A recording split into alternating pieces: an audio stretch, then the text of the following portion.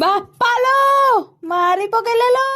ହେରା ଆଜି ପାଟିଟା କେମିତି ଲାଗୁଛି ଗୋଟେ ଯାଏ ଫ୍ରାଏ ରାଇସ୍ ଟିକେ ବନେଇବି।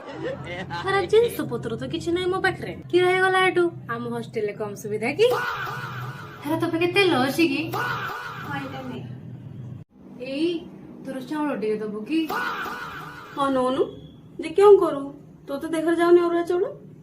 ହେରା ଫ୍ରାଏ ରାଇସ୍ ଟିକେ ବନେଇଥାନ୍ତି ତ ସବୁ ଅଛି ଖାଲି ଚାଉଳ ଟିକେ ନାହିଁ ଆଉ। ଓ ଏଇଟା ଗୋଟେ କଥା ହେଇଲୋ ନଉନୁ ନେ। ଏଇ ପିଆଜ ଯୋଡେ ଦେ ତ ଫ୍ରାଏ ରାଇସ୍ ବନେଇବି ତ ସବୁ ଅଛି ପିଆଜ ଯୋଡେ ନଥିଲା। ହଁ ଏଇଠି ନେ। 3 days later. ଏଇ ତମର ପୁରା ଆଚାର ଟିକେ ଦେଲୁ ମୁଢି ମସଲା ଟିକେ ଖାଇଥାନ୍ତି। ଆଲୋ ତୁ ପୁରା ମୋଢ ଏବେ ମୁଢି ମାଗିକିନା ନେଲୁ କହିଲୁ ସବୁ ଅଛି ପୁଣି ଆଇନି କିନ୍ତୁ ଆଚାର ମାଗି ଆଇଛୁ। ହଁ ନାଇଁ କି ତୁ ଆମ ଘରେ ଯୋଉଟା ହେଲେ ମାଗି ନେଇ ଯାଉଛୁ କାଇଁ ଆମେ ମାଗିଲେ ତୁ ଦଉନୁ। ତୁ ଯଦି ଏମିତି ମାଗି ଖାଇ ବୁଦ୍ଧି ଧରୁ ନା ହଣା ଖାଉ। ପୁରା ଭୁଲେଇଗଲା ବରହମପୁରିଆକୁ ମାଗିକି।